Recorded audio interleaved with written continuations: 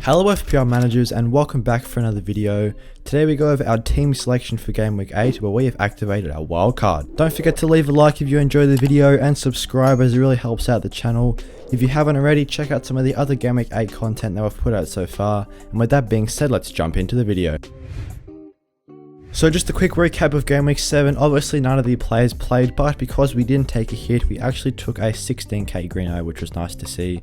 So with that being said, let's jump into the game week 8 wildcard team. In goals, Pope has to be the goalkeeper, as in my opinion he is the best goalkeeper option on FPL right now, as he does top points for goalkeepers so far this season, as well as clean sheets and saves. So since Newcastle have got Bournemouth, Fulham, Brentford, Manchester United and Everton as their next 5 fixtures, I would expect them to continue their good defensive form so far this season, and of course hopefully Pope can pick up those saves as well. Let's have a look at the defenders now. We have gone with a starting back 3 with Sufel coming into the side. He is currently coming in at £4.4 million, and I do think he's one of the best defenders at £4.5 million or less right now, as he's pretty much nailed on for West Ham, and West Ham do have some very good fixtures coming up where hopefully they can improve their defensive form. Despite West Ham just getting the 1 clean sheet so far this season, they've only conceded 7 goals in their first 6 matches, so it's not like they're conceding a massive amount of goals. So with these good fixtures coming up, hopefully they can put a couple of clean sheets on the board. Sofel faces Everton, Wolves, Fulham and Southampton as his next 4 opponents,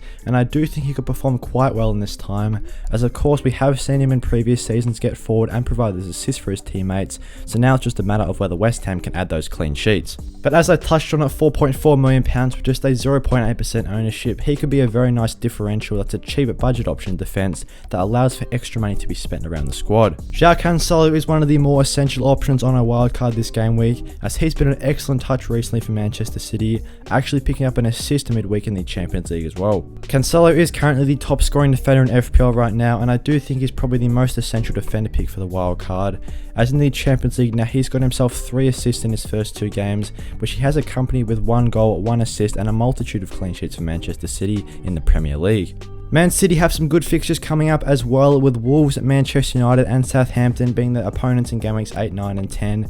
The only real concern for them is of course that blank game week in game week 12, but we can always navigate that when it comes to it, as we can just transfer him out and should be able to get most other defenders in the game, as he is £7.1 million.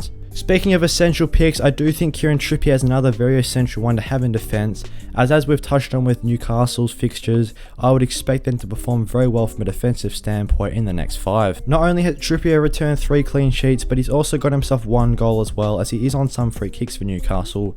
Plus, since he's on corners as well, he does have that extra assist potential. In fact, amongst all defenders, he actually has attempted the 2nd most amount of assists, only behind Trent Alexander-Arnold. He does actually have the 8th highest expected FPL points amongst defenders with 29, so I do think with some superb upcoming fixtures, he's going to prove to be such a good value pick at just 5.3 million. Let's now have a look at the midfielders. This week we have gone with 2 players starting at Bailey and Andreas, which would normally be on the bench, because there is a couple of players that do blank this game week that are sitting on the bench currently. First of all, looking at Bailey, I do really like him at £4.7 million, as despite making a slow start to the season, he has been very impressive for Aston Villa in the last couple of game weeks, actually getting himself a goal in his most recent game against Manchester City. This has actually made it 1 goal and 1 assist for the season for him, and since Aston Villa do have a good fixture turn, he could prove to be quite a nice value pick that does allow for extra money to be spent around the squad. Aston Villa's next 3 fixtures include Southampton, Leeds and Nottingham Forest, and then after that it's Chelsea, Fulham and Brentford, so definitely a very strong next 6 for Bailey to hopefully perform well if he can secure those starting minutes, as he just looks so impressive when he does play. Andreas Pereira does start this week as at £4.5 million roughly. I do think he's one of the better options in the game at this price, as he has already recorded 2 assists for Fulham, plus has some excellent upcoming fixtures. 5 out of Fulham's next 7 fixtures all have an FDI rating of just 2,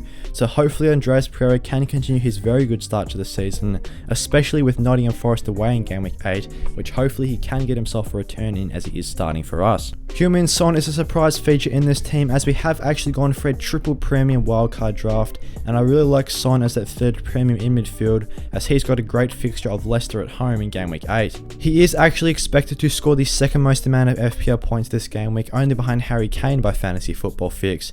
And of course, if this Son move doesn't work out, we can always bring in Raheem Sterling or Kevin De Bruyne into the squad. For me, the most likely transfer plan will be bringing in Sterling in either game weeks 9 or 10, as Chelsea do have a very good fixture run, so we can definitely capitalise on this Leicester fixture for Tottenham and then switch to some better Chelsea fixtures after that. Also, by making this switch from Son to Sterling, we do have that extra money freed up if we want to upgrade Cancelo to Trent Alexander-Arnold in game week 12, which is definitely a move that could be possible. Gabriel Martinelli rounds out the midfielders this week. He's got Brentford away, and for me, he's one of the best value FPL options right now at £6.5 million, as he's just getting so involved for Arsenal. I know Arsenal's fixtures do get slightly worse after this game week, but for me, he does remain in the squad, as I'd think I'd struggle to find many better value players at his price tag in the midfield. Amongst all players so far this season, Gabriel Martinelli ranks 4th for total shots and 6th for total attempted assists, so definitely one that's getting very involved and such a nice value pick, as actually he does have one of the highest expected FPL points amongst midfielders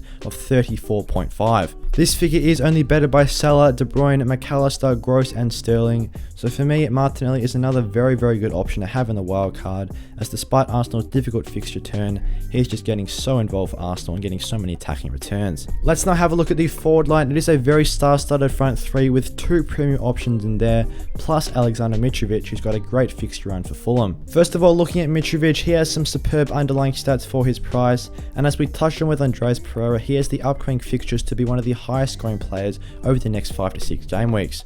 We all know how impressive he's been so far, getting himself 6 goals in total so far this season, and he does actually have the 6th highest expected FPL points out of any player with 37. Actually, his total shots figure of 27 ranks 1st amongst all players so far this season, as well as his shots on target, and furthermore his XG of 3.94 actually ranks 2nd amongst all players, only behind Erling Haaland. So considering he's just £6.9 million, he's definitely such great value, and he has to be an essential pick on the wildcard. The obvious pick of Erling Haaland is pretty much the most essential player in FPL right now, as you cannot go without having him in the squads, as he pretty much tops every key stat for forwards, taking some of the most shots, having the highest expected goals, highest expected FPL points, and highest total FPL points output in his first 6 games. He also got himself yet another goal in the Champions League, so it just seems to be that he can't stop scoring, and for me, he does have the captain's armband this week, as despite having a slightly trickier fixture of Wolves away compared to those Spurs fixtures, I just think it's too risky not to have Haaland as captain, as he's just getting so many chances. Harry Kane rounds out a very strong front three, and I really like him as a good differential premium to have,